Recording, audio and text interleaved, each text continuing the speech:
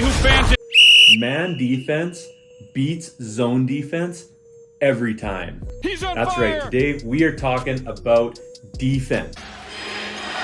Irving and Curry, one-on-one. Defense. A few quick reasons why man defense is always better than zone is pretty straightforward. One, when you're playing man defense, you can have the matchups that you want. If you want a certain defender on your team to be guarding that other team's best player, you can arrange that. Also, while you're playing man defense, you can have a very strategic tactic on when you switch screens, which makes your defense very hard to score on. And a little bit later, I'll talk about that in another video. But when we face it, if you're a basketball player, you have to be able to play defense. Even if you're running a zone defense, you have to be able to play on the ball defense when there's a guy in your area. You have to be able to lock him down and make sure that he doesn't get to the middle of the floor or to the rim.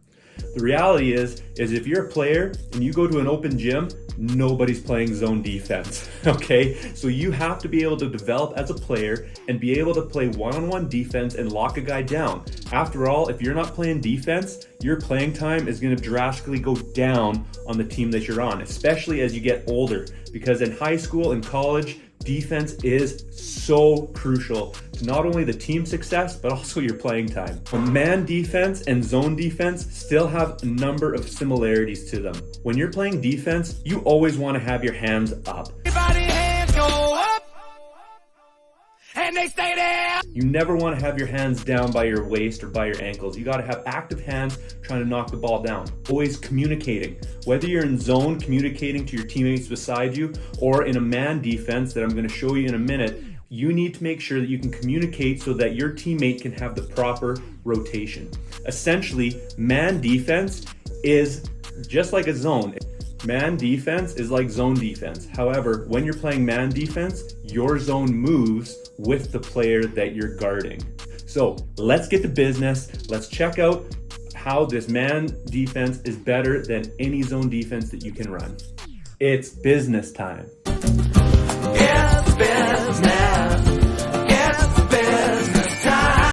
There's 4 zones when you're playing man defense. The first zone is called ball defense. Here we have Allen Iverson guarding his check, Steph Curry. Now, because Steph has the ball, Allen is on the ball defense. He's guarding his man, he's not letting him drive to the middle of the floor, and he's going to make sure that he has active hands so that it's not an easy pass.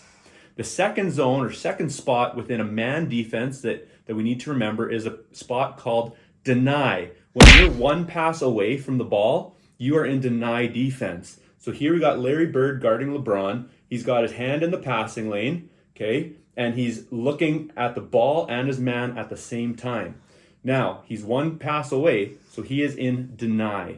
The third part of man defense is called help defense. Here we have Dennis Rodman. He's guarding John Morant. Dennis Rodman is seeing his check and he's seeing the ball. Now, he's sinking off a little bit because by the time this pass would ever happen, Rodman can recover and be on the ball defense very quickly. Okay. Also, we have Zion here. He is one pass away technically, so he should be up with a hand in the passing lane, not letting Joel catch a pass. Now, here's something that's unique with man defense. As the pass is made, your zone or the type of defense you're playing switches. So now Bird is on the ball defense.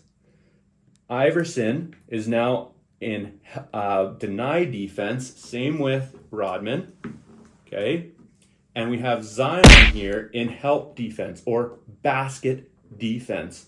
Look how far away he is from Joel Embiid. If LeBron decides to pass this ball all the way over, Zion's so athletic he could probably tip the pass. Or if that pass does get skipped and Joel gets it, Zion can recover and play on the ball defense. So those are the 4 spots you need to remember.